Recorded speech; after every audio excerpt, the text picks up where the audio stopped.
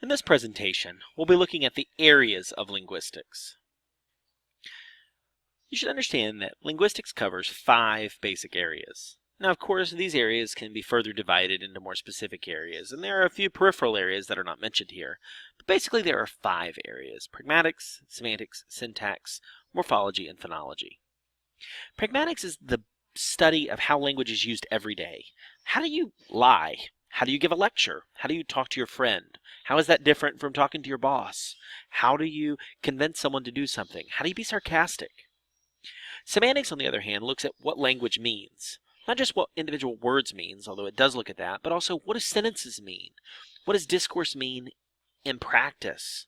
Why is it that when I tell my friend, "You're so stupid," with a laugh, that means something really different than when perhaps a mean teacher tells a kid, "You're so stupid," without a laugh?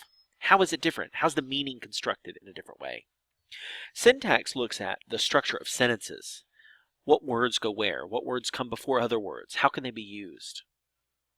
Morphology looks at the individual parts of words. And remember here, by words, I also mean signs.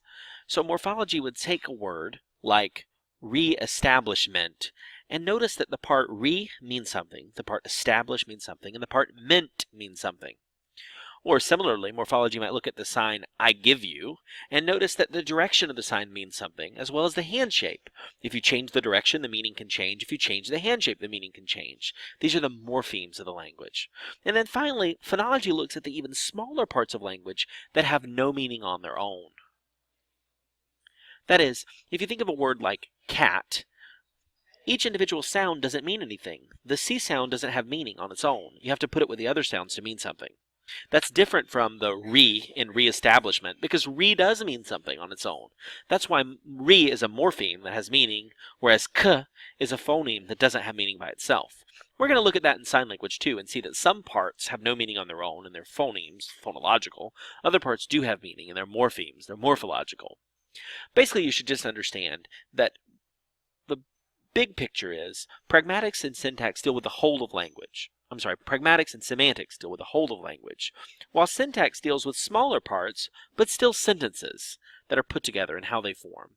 On the other hand, morphemes are even more specific. They're the words of the language and how the different parts of the words have meaning, whereas the phonemes are the building blocks of the language that have no meaning on their own. And the same with sign language. Pragmatics and syntax is how signs are used and how signs form meaning in big picture. Syntax look at how signs are put together to form sentences. Morphemes look at the parts of signs that have meaning, and phonemes look at the parts of signs that don't mean anything, that are the building blocks of the signs. Right now I realize that doesn't make a lot of sense to you, but don't worry, it will as we move forward.